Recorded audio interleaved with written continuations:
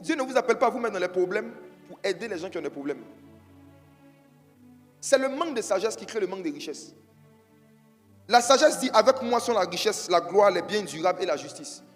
La richesse, les biens durables, c'est avec la sagesse.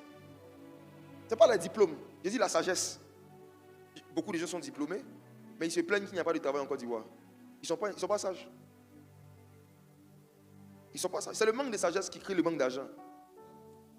Chaque fois que tu ne sais pas quoi faire pour avoir une source de revenus supplémentaire ou nouvelle, c'est parce que tu as besoin de sagesse. Oui, tu as besoin de sagesse. Tu as besoin de sagesse. Tu dois dire, apportez-moi une épée. Me séparer de la galère. Apportez-moi une épée. Regardez la suite, verset 19. Mon fruit est meilleur que l'or, que l'or pur, et mon produit est préférable à l'argent. Tu vois ce que la sagesse dit? La sagesse dit, mon produit, ce que moi je produis, c'est mieux que l'argent. Donc, choisis entre donner juste de l'argent à des veuves et des orphelins, et puis leur donner la sagesse, qu'est-ce qui est mieux? Le produit de la sagesse, ce que la sagesse va produire dans la vie des veuves et des orphelins est mieux que l'argent. Ce que la sagesse va produire dans leur vie sera mieux que ce qu'une somme d'argent va produire. L'argent, quand tu bouffes, ça finit. La sagesse, quand tu l'utilises, ça se renouvelle. Vous regardez la suite. Verset 20. Je marche dans le chemin de la justice, au milieu des sentiers de la droiture. Verset 21. Pour donner des biens à ceux qui m'aiment. Il faut répéter ce verset. Pour donner des biens à ceux qui m'aiment. Répète encore le verset. Pour donner des biens à ceux qui m'aiment. Est-ce que tu aimes la sagesse? La sagesse dit que si quelqu'un est fan d'elle, là, elle va lui donner l'argent. Regarde, il n'y a pas meilleur sugar daddy que la sagesse. La sagesse dit, moi je donne des biens à ceux qui m'aiment. Moi, j'ai cru en ces versets depuis mon adolescence. Et puis je vois les fruits, c'est vrai. La sagesse dit, je donne des biens à ceux qui m'aiment. Quand tu es quelqu'un qui est né dans un endroit dans la pauvreté, tu as grandi dans un quartier pauvre, et puis tu tombes sur ce genre de versets, tu as deux choix. Soit tu cours en ça, tu commences à être vraiment fan de la sagesse, pour que la sagesse te donne de quoi quitter ce quartier. Ou bien tu prends le verset à la légère et puis tu restes dans ta même vie. Moi j'ai pris le verset au sérieux. J'ai dit, ah bon, la sagesse dit oui, je vais te donner des biens à ceux qui m'aiment. J'ai dit, ah bon, non, si je t'aime, tu vas me donner des biens. Il dit oui. Regarde la suite. Et pour remplir leur trésor. Remplis leur trésor. Remplis. On parle de l'abondance. Remplis. Verset 22.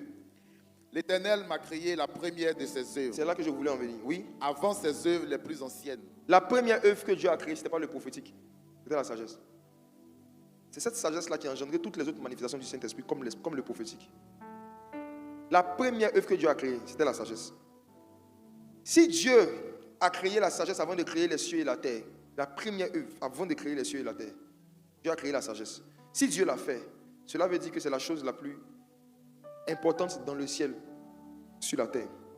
C'est la chose la plus urgente qu'on doit poursuivre et rechercher chaque jour. Chaque jour. Verset 23. J'ai été établi depuis l'éternité, dès le commencement, avant l'origine de la terre. Verset 24. Je fus enfanté quand il n'y avait point d'abîme, point de source chargée d'eau, avant que les montagnes soient affermies, avant que les collines existent, je fus enfanté. Tu fus enfanté. Verset 26. Il n'avait encore fait ni la terre, ni les campagnes, ni le premier atome de la poussière du monde. Au moment où Salomon avait écrit ce verset, les scientifiques n'avaient pas encore découvert la réalité sur les atomes. Mais Salomon avait déjà parlé des atomes. Il dit, avant même que Dieu ne fasse le premier atome de la poussière, moi, la sagesse, m'avait déjà créé. Verset 27. Lorsqu'il disposa les cieux, j'étais là. Wow. Lorsqu'il traça un cercle à la surface de l'abîme, lorsqu'il fixa les nuages en haut, et que les sources de l'abîme jaillit avec force, lorsqu'il donna une limite à la mer, pour que les eaux n'en franchissent pas les bords, lorsqu'il posa les fondements de la terre, j'étais à l'œuvre auprès de lui. J'étais à l'œuvre auprès de lui, ou encore j'étais son co-ouvrier, j'étais son assistant. Et je faisais tous les jours ses délices, jouant sans cesse en sa présence. Pause. La plus haute manifestation de la sagesse, c'est jouer. Écoutez-moi, si vous travaillez beaucoup et que ce que vous gagnez ne vous permet pas de jouer, vous travaillez pour rien. Vous n'avez pas encore touché la sagesse. La finalité du travail, c'est de recevoir la capacité de mieux jouer, de mieux se faire plaisir. Parce que la vie est tordue.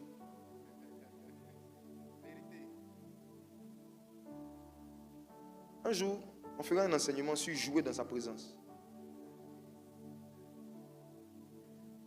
Il y a des gens qui ne peuvent pas se réjouir et qui ne peuvent pas jouer dans la présence de Dieu à cause d'un certain nombre de problèmes qui les accablent. La parole de sagesse peut venir les décharger de ces problèmes pour qu'ils puissent jouer dans sa présence. Mes frères et sœurs, on a vu que Salomon a utilisé cette sagesse et il a tranché une affaire. Pourquoi il a dit de prendre une épée et de découper l'enfant en deux? Quand il a dit apportez-moi une épée, il a eu une inspiration. L'inspiration, c'est quoi? C'est qu'une vraie mère, la vraie mère, elle préfère être privée de son enfant plutôt que le voir mourir. Elle préfère ne pas avoir l'enfant avec elle et voir l'enfant être élevé par quelqu'un d'autre plutôt que voir cet enfant mourir parce qu'elle voulait à tout prix le garder avec elle. Et là, je vais parler à certaines mamans qui n'ont pas les moyens de s'occuper de leurs enfants. Des gens vous proposent de les prendre, de s'occuper d'eux.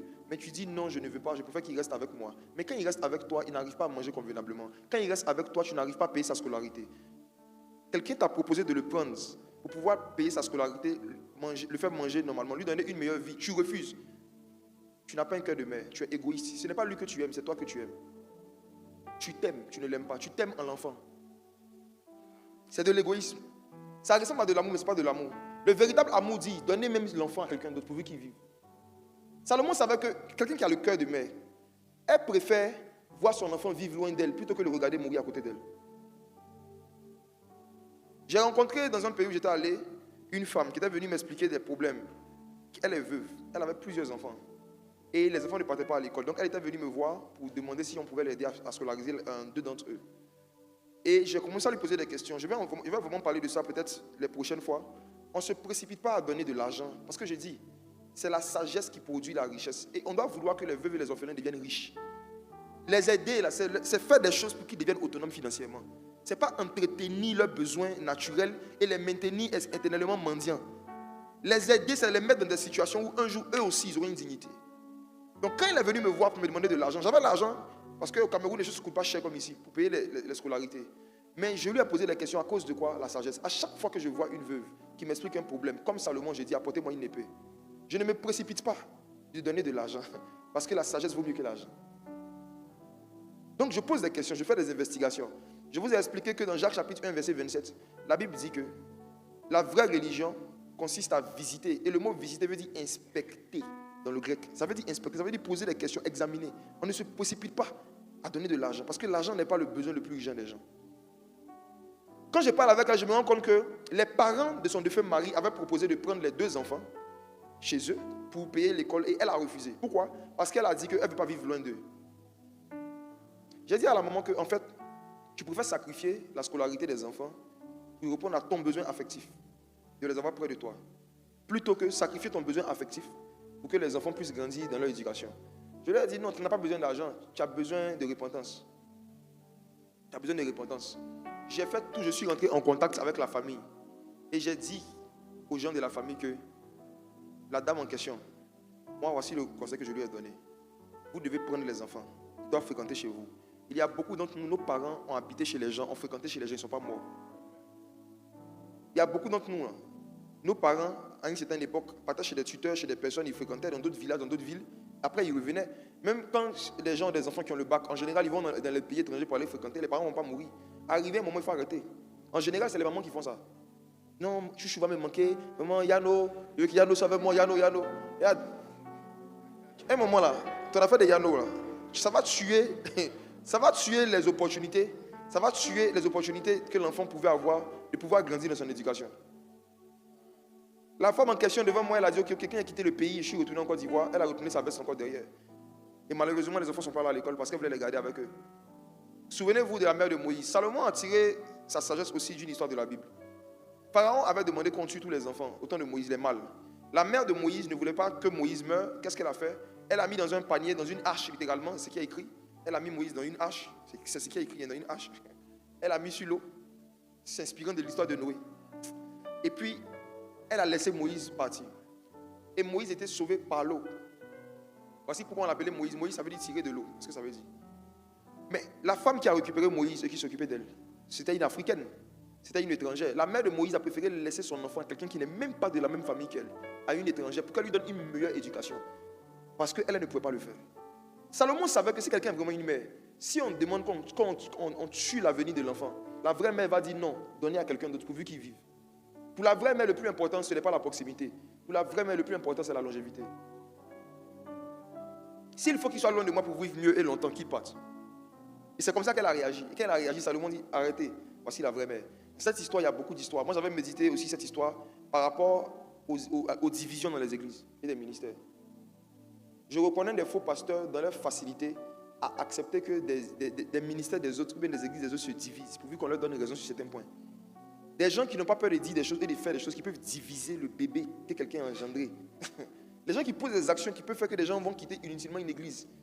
Je sais que eux là, ce n'est pas des pères spirituels, ce n'est pas des pères, ce n'est pas des mères, ce n'est pas des bergers. Le berger même préfère dire que quelqu'un d'autre prenne l'église pourvu que les gens soient en Christ, plutôt qu'accepter d'être à la base d'une division. Mes frères et sœurs, si on revient ici dans notre contexte, on voit clairement que la parole de sagesse est un moyen efficace de pouvoir aider des personnes qui sont dans une situation de veuvage. C'est par la parole de sagesse que cette femme a retrouvé son fils. Regardons une autre histoire. Au temps d'Élisée, 2 Rois chapitre 4. Et c'est là maintenant que je vais vraiment commencer à graisser la paresse. 2 Rois chapitre 4, verset 1.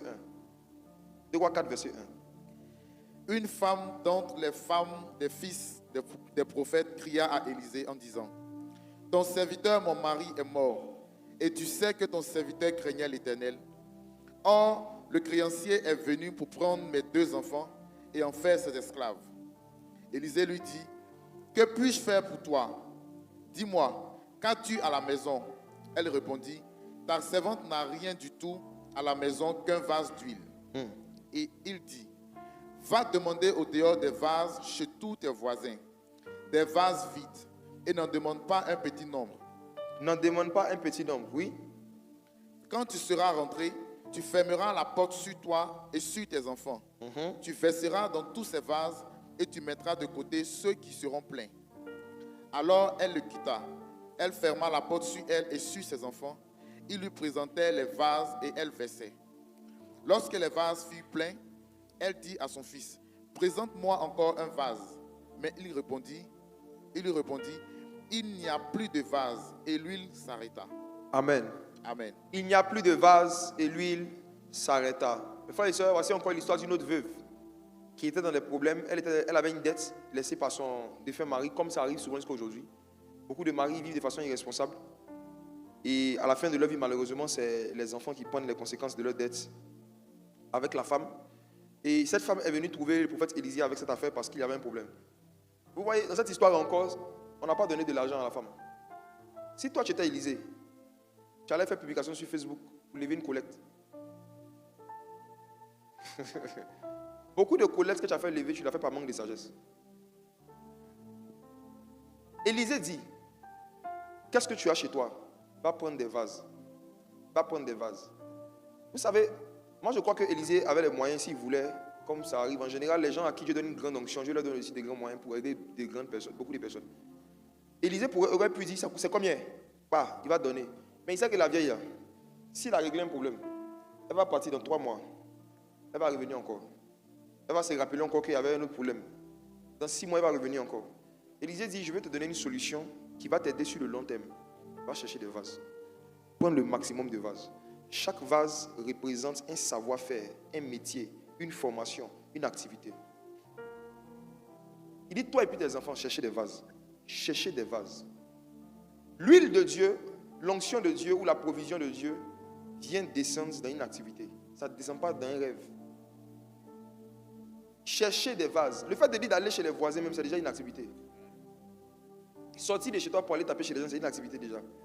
Récolter des vases, c'est une activité. Pourquoi est-ce que les vases représentent des métiers, des savoir-faire, une formation, une activité? Parce que les vases à l'époque étaient formés avec de l'argile. Donc pour qu'il y ait un vase, c'est qu'il y a eu une formation. Je réponds. À l'époque, on faisait les vases avec l'argile. Donc les vases se formaient. Les vases n'étaient pas fabriqués, les vases étaient formés. Aujourd'hui, à cause de l'industrialisation, on fabrique les vases. À l'époque, on formait les vases. Le potier prenait de l'argile avec d'autres matériaux qu'il mélangeait pour former le vase. Donc, celui qui a un vase dans sa main, il a le fruit de la formation de quelqu'un. C'est une formation. Donc, quand Élisée dit à la veuve, va chercher des vases, il est en train de dire, va chercher des formations. Va chercher des formations. C'est comme ça qu'il va t'aider. C'est comme s'il lui disait, il faut aller regarder quelle filière tu veux faire. On paye. Il faut choisir un métier que tu vas apprendre, on va payer la formation. Parce que si tout de suite on t'a donné de l'argent pour régler la dette de ton mari, tu vas te rappeler après qu'il y a ton papa aussi qui allait laisser une dette. Il dit pour régler ça une fois pour toutes, cherche des vases. Vous savez, l'une des meilleures méthodes pour aider les veuves et les orphelins, c'est de leur apprendre des métiers, de leur donner du travail. De les pousser à aller chercher du travail, ou bien de leur donner du travail, ou de les pousser à faire une formation. La tristesse rend paresseux.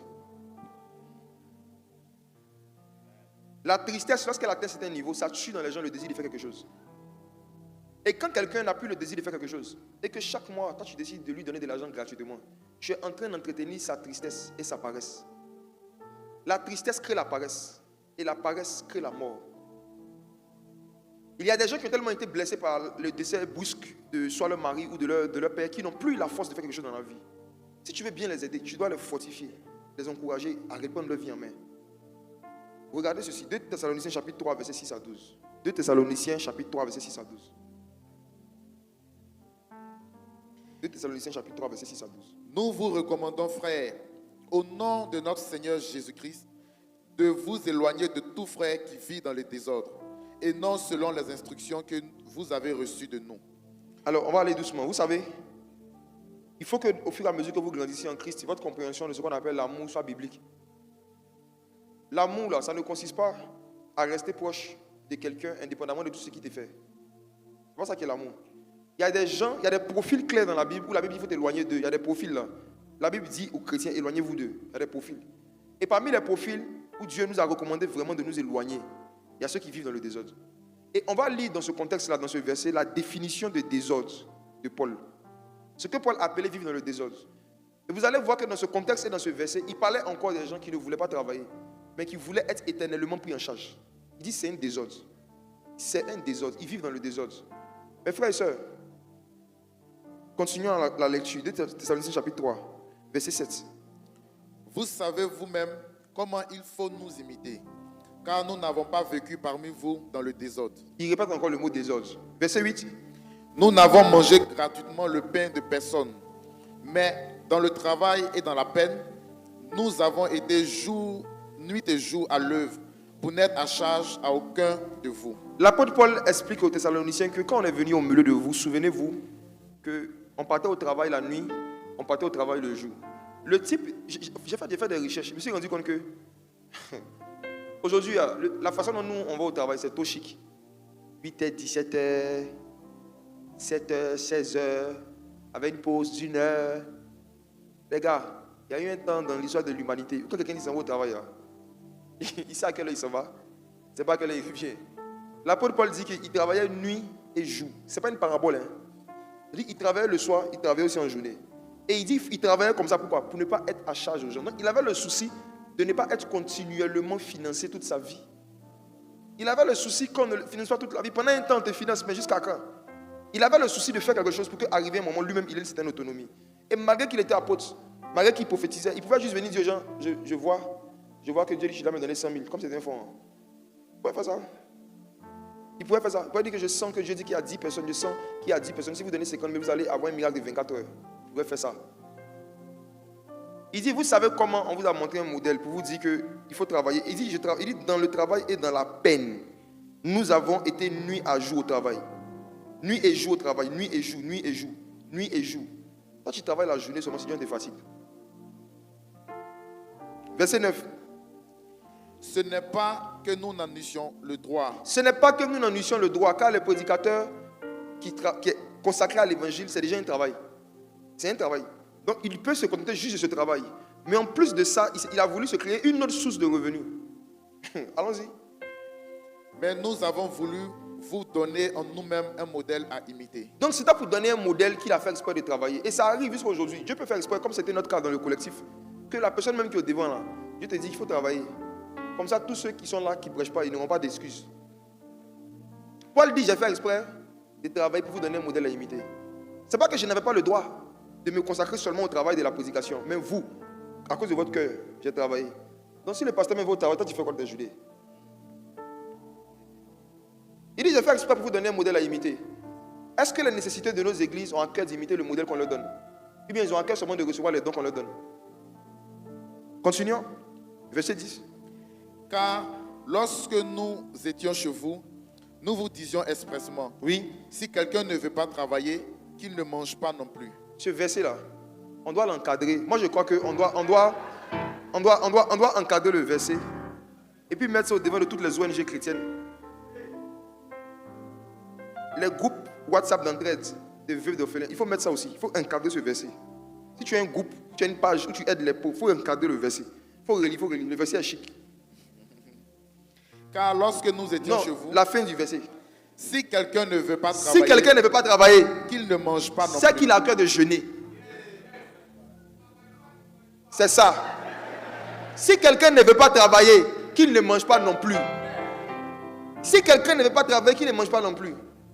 Si quelqu'un ne veut pas travailler, il dit ne veut pas. Ça veut dire qu'on a eu des preuves qu'il y a une volonté de ne rien faire, mais d'être seulement soutenu. Il y a des gens, on remarque que chaque fois qu'on leur donne quelque chose à faire, ils ont quelque chose à dire.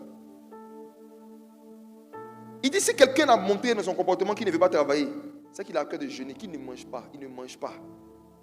Voici une partie de l'évangile qui n'est pas assez appliquée par ceux qui aiment faire l'œuvre sociale là.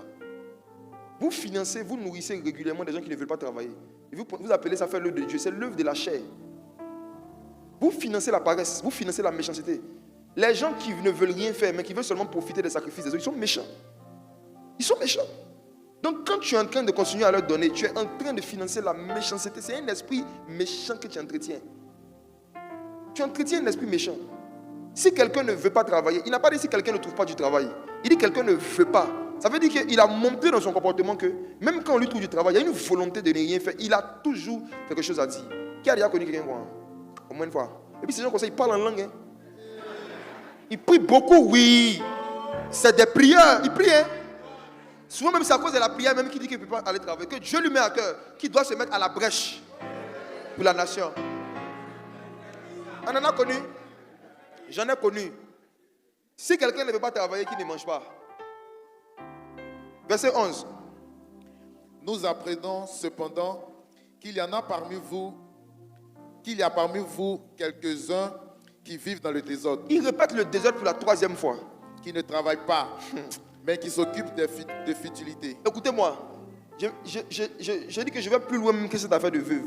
Vous tous qui êtes dans les familles, là, vos amis de l'église, vos frères et soeurs, là, demandez-leur ils font quoi de leur journée. Tous ceux et celles qui ne sont ni en formation, ni en activité, mais qui sont toujours en train de poster des versets, ils vivent dans le désordre. Ils vivent dans le désordre. Ils vivent dans le désordre.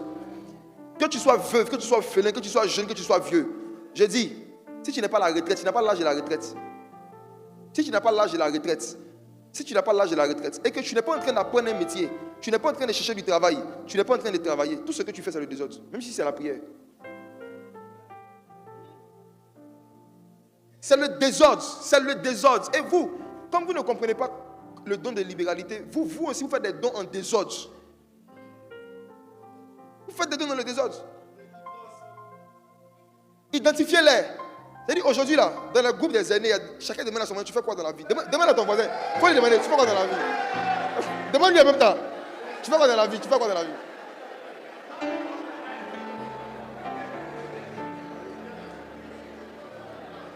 Mes frères, je vais vous montrer un verset qui prouve que même dans l'église primitive, ce n'était pas toutes les veuves qu'on soutenait financièrement.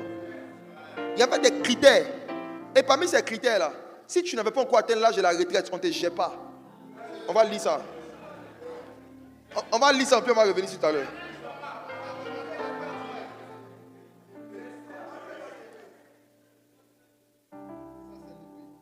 Apportez-moi une épée.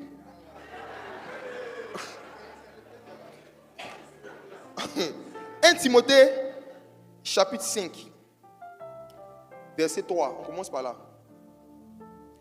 Honore les veuves qui sont véritablement veuves. Relis encore. Honore les veuves qui sont véritablement veuves. Une 3e fois. Honore les veuves qui sont véritablement veuves. Ça veut dire qu'il y a des veuves qui ne sont pas véritablement veuves. Donc vous voyez que le deuil dans ce domaine-là, depuis le temps de Paul, il y avait ça. Hein?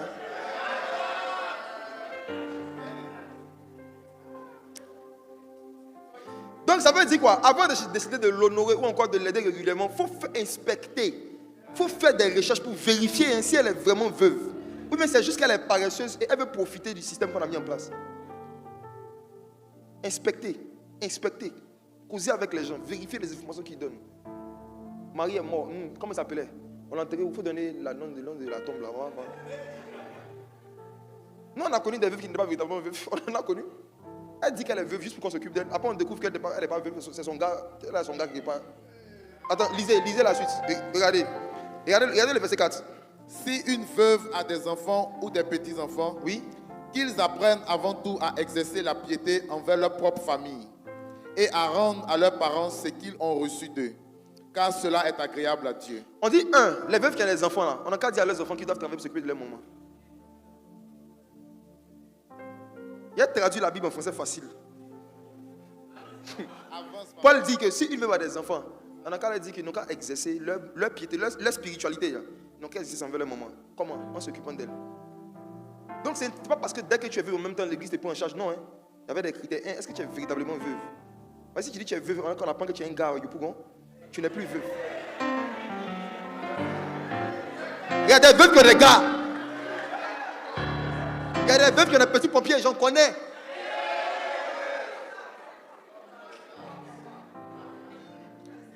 Maintenant, il dit, si elle a des enfants, il dit, Timothée, il faut parler aux enfants de la vie. Il faut leur dire, il faut leur demander, ils font quoi dans la vie.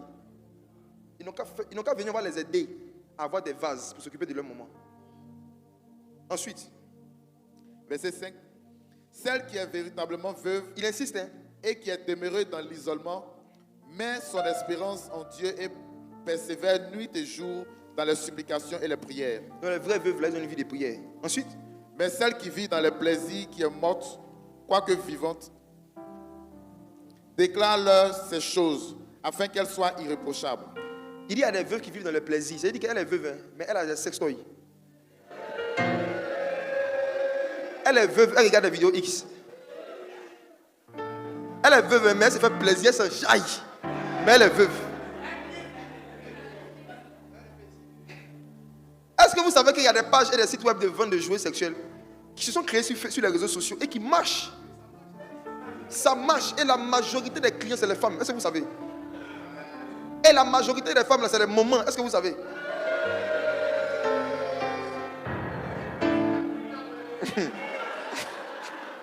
Verset 9.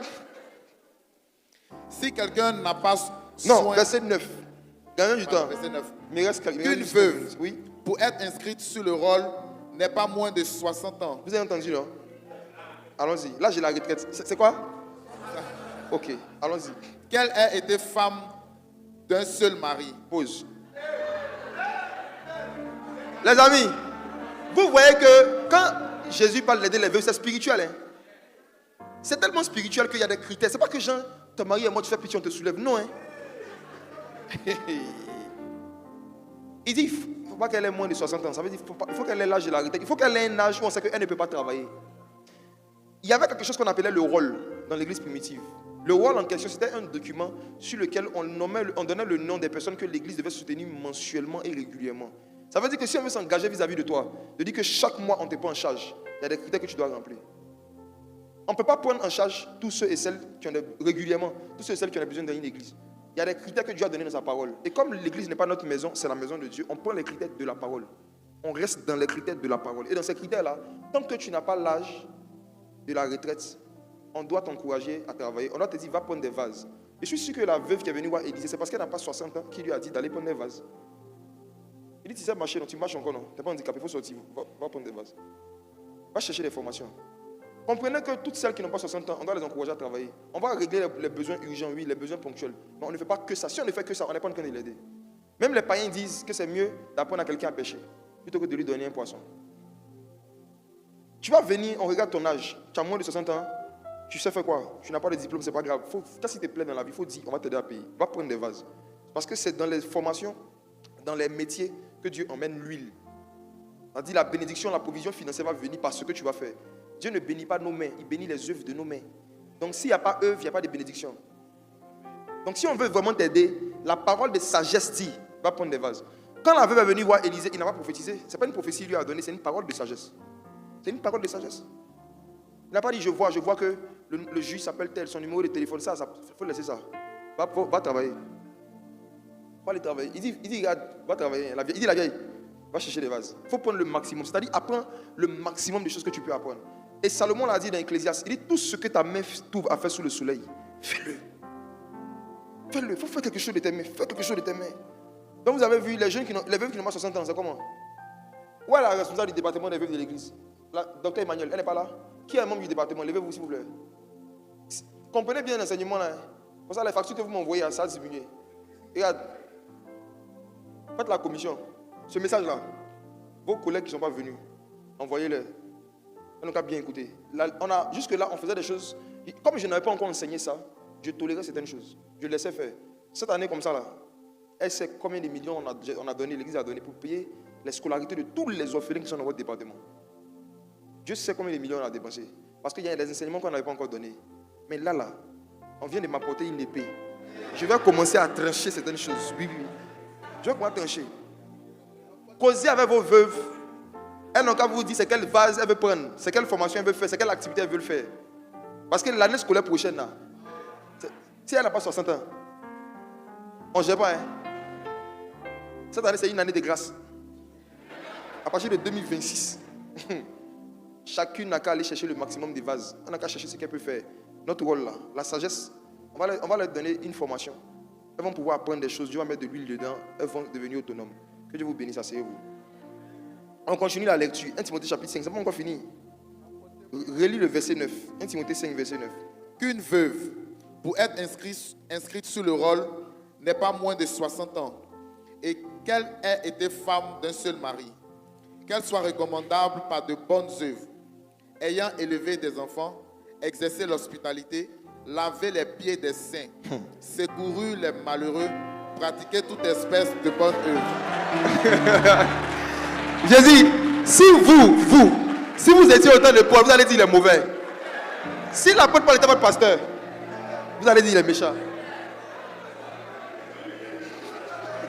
Si Paul était notre pasteur, j'allais dire il est méchant. Ça veut dire que quand la vieille va venir là, on doit faire entretien. On dit la vieille, tu as lavé pied de qui?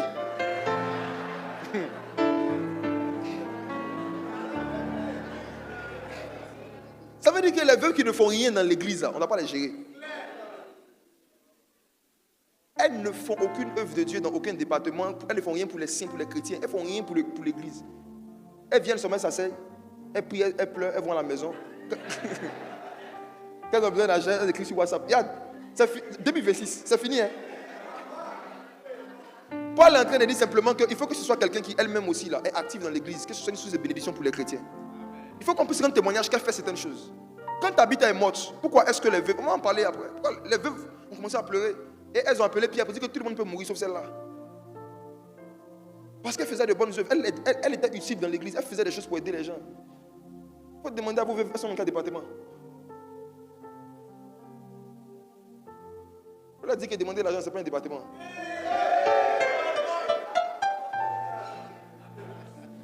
Regardez le verset 11. Mais refuse les jeunes veuves. Relis. Mais refuse les jeunes veuves. Relis encore. Mais refuse les jeunes veuves. Pourquoi, Paul? Pasteur Paul, pourquoi? Car lorsque la volupté les détache du Christ, elles veulent se marier.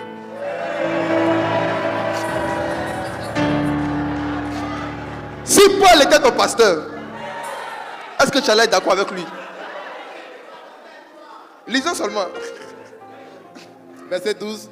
Et se rendent coupables en ce qu'elles violent leur premier engagement.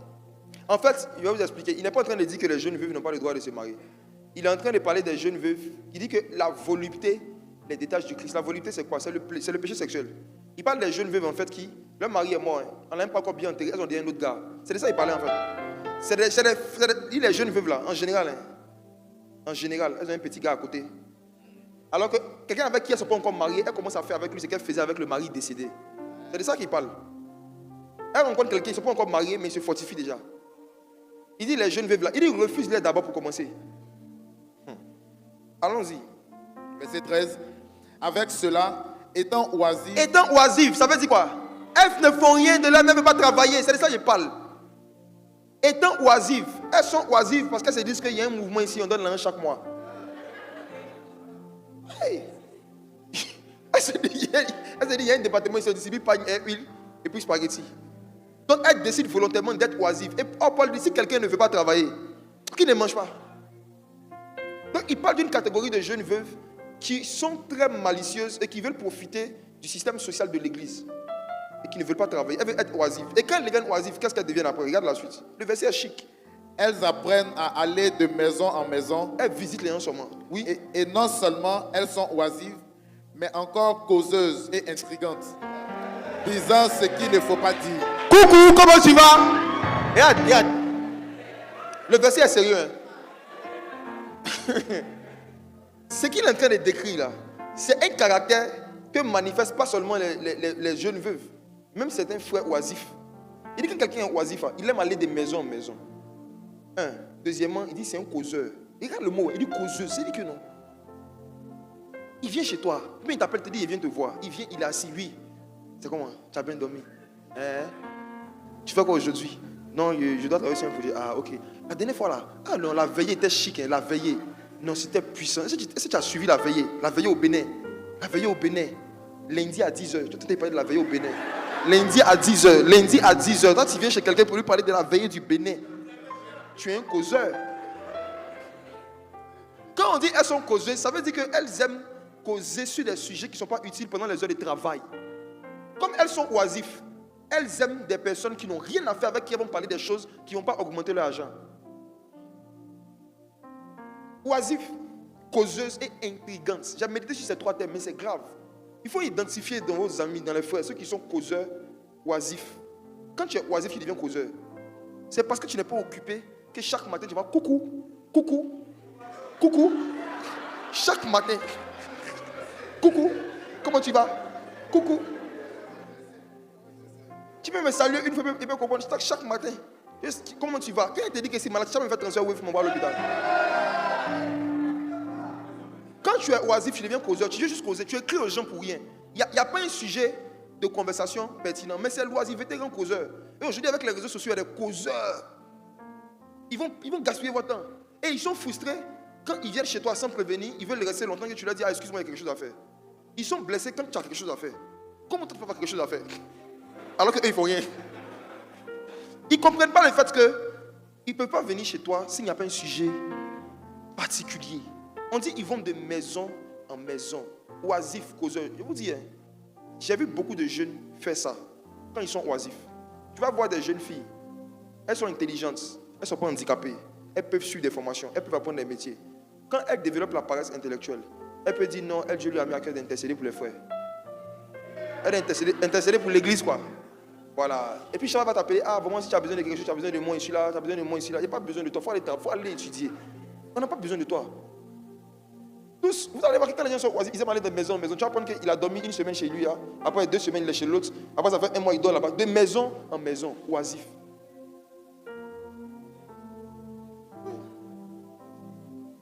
Oisif, causeuse, intrigante. C'est ce que ça veut dire. Les intrigues. C'est dit non?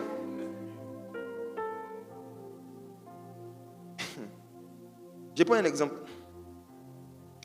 C'est le genre de personnes qui vont venir attirer ton attention, même te poser des questions, qui vont t'intriguer. Ils vont dire, tu n'as pas remarqué que... Je vais donner un exemple concret. Quelqu'un, quelque part, a écrit à quelqu'un.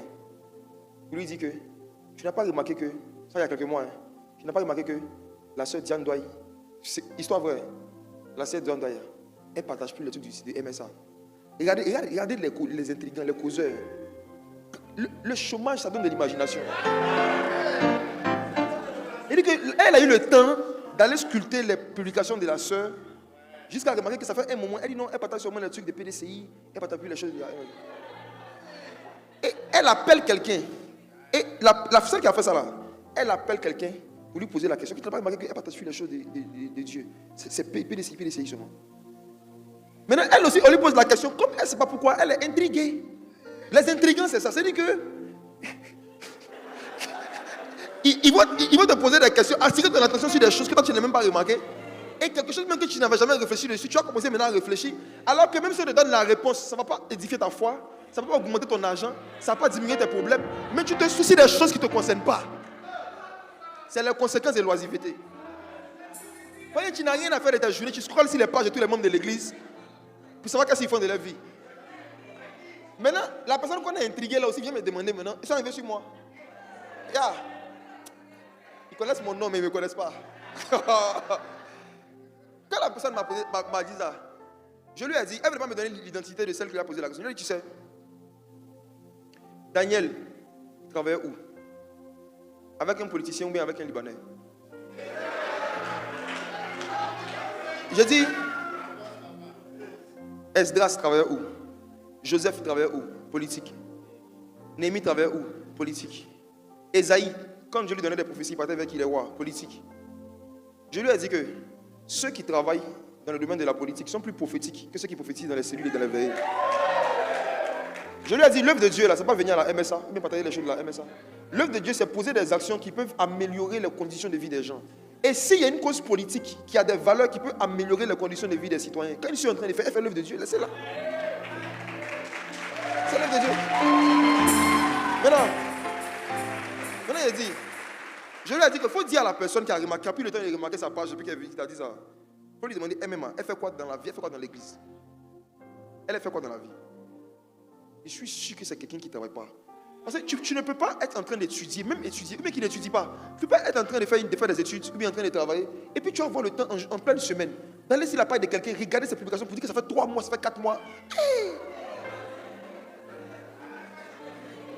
Oisif, causeur, intrigant. Ils vont te mettre dans les intrigues.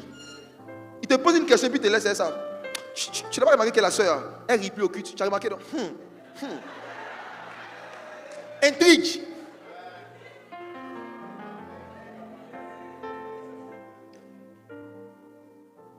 Mes frères et sœurs, verset 16, 1 Timothée 5.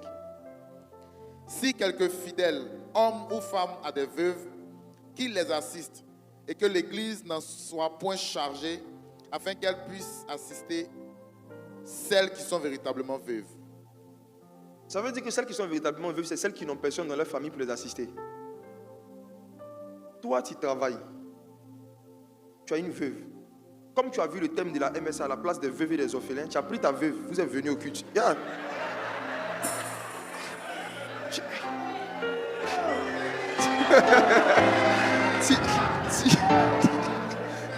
Tu allais télécharger une veuve quelque part. Tu dis, il y a eu un thème dans une église. André, ils vont nous donner ça de riz à long. Bienvenue à la MSA. Tu viens avec ta veuve, vous êtes là. Il faut lire un Timothée 5, il faut lire. Regarde ce que Dieu te dit.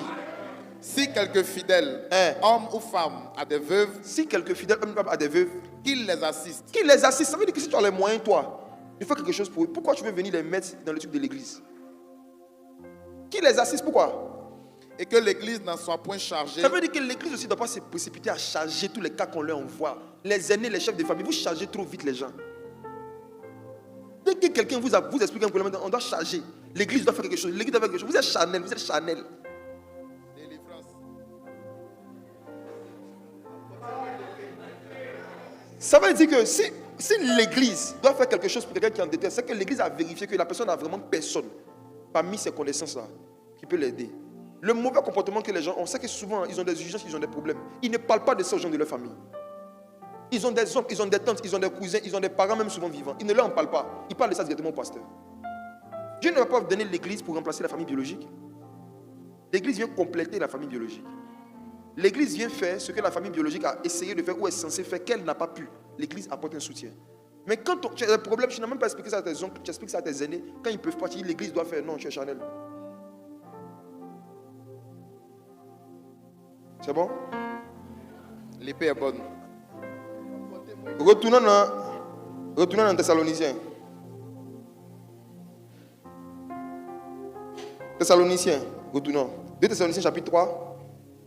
2 Thessaloniciens chapitre 3, à partir du verset 7. Vous savez vous-même comment il faut nous imiter, car nous n'avons pas vécu parmi vous dans le désordre. Verset 11. Gagnons du temps. Nous apprenons cependant qu'il y en a parmi vous quelques-uns qui vivent dans le désordre, qui ne travaillent pas, mais qui s'occupent de futilités. Tous ceux et celles qui ne veulent pas étudier, travailler, se former, vont s'occuper des futilités. En fait, ça finit toujours comme ça, s'occupe des futilités, s'occupe des détails inutiles dans la vie des gens, dans l'église, s'occupe des futilités. C'est eux qui ont vraiment le temps de faire certaines remarques. Ensuite, verset 12. Nous invitons ces gens-là et nous les exhortons par le Seigneur Jésus-Christ. On n'a pas dit nous les invitons à manger. Dis nous les invitons à faire quoi? À manger leur propre pain. Ah, d'accord. En travaillant paisiblement. On les invite pour manger leur propre pain. Verset 13. Pour vous, frères, ne vous lassez pas de faire le bien. Verset 14 pour terminer. Et si quelqu'un n'obéit pas à ce que nous disons par cette lettre, notez-le. Notez-le, signalez-le, signalez-le. Oui. Et n'ayez point de communication avec lui, afin qu'il éprouve de la honte. Regarde. C'est pas amusement, hein? Ok. Moi, je n'ai plus de communication avec les gens qui ne veulent pas travailler. Je n'ai pas de communication avec eux. Je n'existe plus. Mon numéro n'existe plus. Tu m'appelles, ça passe pas. Il n'y a pas de communication. Maintenant, je termine avec un point.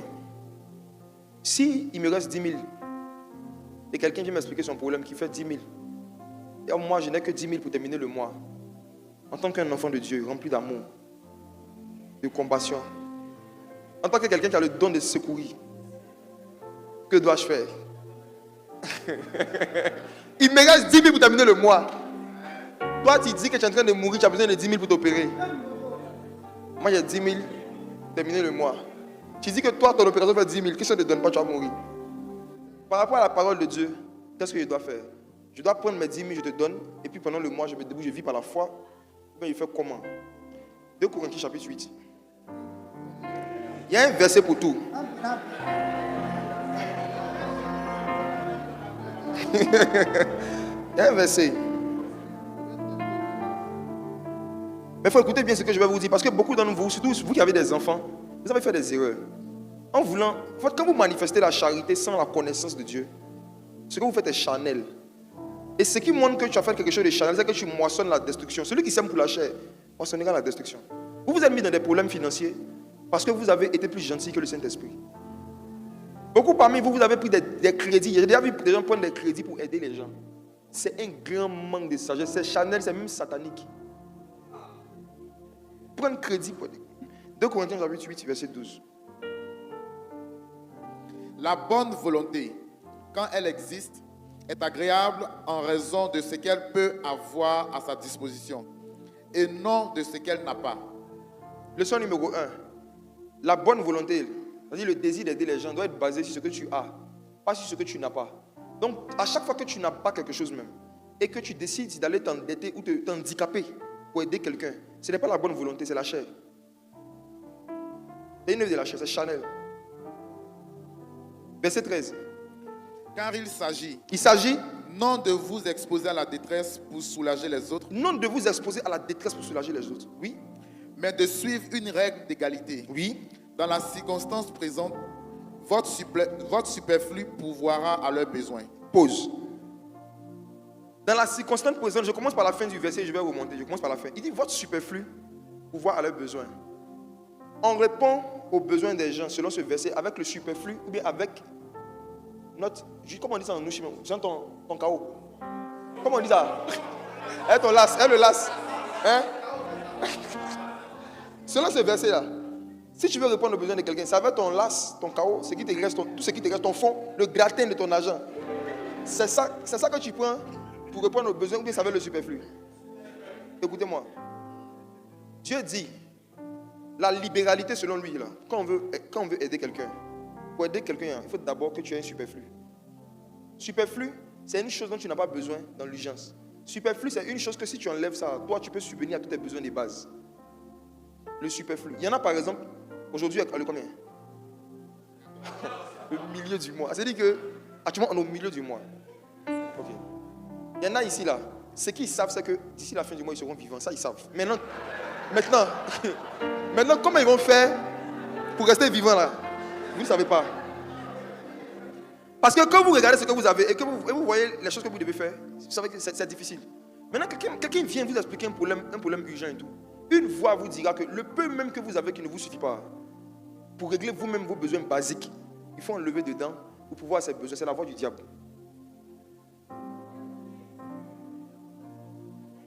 En général, c'est la voix du diable. Je vais équilibrer ce que j'ai dit tout à l'heure. En général, c'est la voix du diable. Comment tu vas savoir que c'est le diable? C'est que quand tu vas prendre ton chaos, ton last, tout ce qui te reste pour donner, tu vas souffrir et tu seras dans les problèmes. Mais si jamais c'est Dieu, il peut arriver que ce soit Dieu qui te dise de le faire. Si c'est Dieu, comment tu vas savoir que c'est Dieu? Dès que tu vas donner, il y a un miracle que tu vas vivre qui va permettre que tu aies assez pour terminer le mois. Quand la veuve de Sarepta, elle a donné tout ce qui lui restait à Élie, la farine et l'huile n'ont pas manqué, elles-mêmes ne sont pauvres. Donc si après avoir donné, la farine manque au point où tu es dans les problèmes, ce n'était pas Dieu qui t'a dit de donner, c'est toi cher, c'est le diable. Donc il faut essayer de revoir les expériences passées que tu as eues. Où tu as pris tout ce qui te restait parce que tu t'es ému. Quand tu as fini de faire ça, c'est comment? Il y a eu un miracle. Tu as vécu un miracle. Regarde, toutes les fois où dans ta compassion infiniment variée, tu as décidé de prendre tout ce qui te restait pour répondre aux besoins de quelqu'un. C'était soit la voie de la chair, soit la voie du diable. Si après avoir fait ça, toi-même tu étais dans les problèmes. Car la bonne volonté ne consiste pas à s'exposer à la détresse pour soulager les autres. C'est ce que le verset dit. Faire l'œuvre sociale là, ce n'est pas se mettre dans la détresse pour soulager les autres. Ça c'est l'œuvre Chanel. L'œuvre sociale là, c'est de prendre ton superflu. Donc ça veut dire que celui qui veut vraiment aider les veuves et les orphelins doit être quelqu'un qui bosse beaucoup, qui économise beaucoup, au point où il a un superflu. Et c'est le superflu là qu'on prend pour faire l'œuvre sociale. Donc vous tous qui n'avez pas superflu, enlevez-vous sur la liste des donateurs. Arrêtez. Regarde, il y a un temps pour chaque chose dans la vie. Actuellement, là, c'est votre temps d'économiser, d'amasser, de vous débrouiller. Quand on est en train de se noyer, on ne cherche pas à en laisser bouer de sauvetage à quelqu'un. Un handicapé qui est assis sur son fauteuil ne peut pas voir un autre handicapé et puis décider d'enlever son fauteuil pour lui donner. Faire l'œuvre sociale, là, ce n'est pas prendre une machette pour se couper les pieds pour donner à quelqu'un parce qu'il est infime. La bonne volonté selon Dieu ne consiste pas à s'exposer à la détresse pour soulager les autres. Chaque fois que tu t'exposes à la détresse pour soulager quelqu'un et qu'après avoir soulagé la personne, toi-même tu étais dans la détresse, c'est le Satan ou la chair. Entre les deux, c'est quelqu'un qui t'a poussé à faire ce que tu as fait. Ce n'est pas Dieu. Superflu. On dit c'est le superflu. C'est le superflu. C'est le superflu. Donc faites attention. C'est pour ça que je vous dis que quand vous avez des entrées imprévues, même des objets imprévus, quelqu'un vient, il vous donne des choses imprévues. L'année passée, c'est ça non? On est encore 2025. Non? Bon, de l'année passée à aujourd'hui, à plusieurs reprises, des personnes m'ont approché pour me dire Dieu me met à cœur de te donner une voiture. Plusieurs fois. Comme je connais ces choses, j'avais déjà une voiture. Je n'avais pas besoin d'une voiture. J'avais déjà ma voiture. Mais il y avait mes gars les plus proches, tous ceux qui sont autour de moi, avec qui on a commencé, avec qui j'ai une petite équipe là, avec qui on fait des choses dans la nuit de l'esprit. Beaucoup n'étaient pas véhiculés. Donc, je comprends que quoi? Si moi j'ai déjà une voiture, je n'ai pas besoin d'une voiture, et que quelqu'un vient me donner une voiture supplémentaire, c'est un superflu. Et ce superflu là, c'est ça que je vais prendre maintenant pour exercer ma libéralité. Donc, j'ai commencé à leur distribuer des voitures. On m'a donné plus de 5-6 voitures comme ça, j'ai donné à mes gars. J'aurais pu faire genre, je prends les voitures, je mets dans mon parking, puis faire photo, puis une vidéo pour dire de la boue à la table des rois. Quand Dieu veut, personne ne te peut. J'aurais pu faire ça. Si j'avais gardé toutes les voitures qu'on m'a données depuis ces 2 dernières années, peut-être qu'il y avait 10-12 voitures. Hein. Les gens font des songes. On leur dit, hey, quand tu te lèves, tu prends ta clé, tu te tais. Tu envoies à ce monsieur. Hey, les gens font des songes, on leur parle, on dit prends ça, envoie là-bas. Prends ça, donne là-bas. Il m'appelle, on me donne, il dit merci. Quand on me donne, comme je connais cette verset, je sais que je dois prendre mon superflu pour pouvoir aider les autres. Je dois prendre mon superflu pour pouvoir aider les autres. Et j'ai vu que chaque fois que j'ai commencé à vraiment me soucier, de dire que non, il faut que j'aide telle personne à être véhiculée. Il y a toujours dans les semaines, dans les mois qui suivent, Dieu me donne une opportunité d'avoir quelque chose pour aider la personne à avoir sa voiture. Donc mes frères et sœurs, on aide les gens avec le superflu. Maintenant, supposons que moi, et s'il a dit, hey, il faut la marche d'air, il marche trop, il prend ma voiture, il est dans l'holocauste. Quand il allait finir de faire ça, si il prend ma voiture, et puis je lui donne, quand il allait finir de faire ça, la manière dont mes moulets allaient se développer.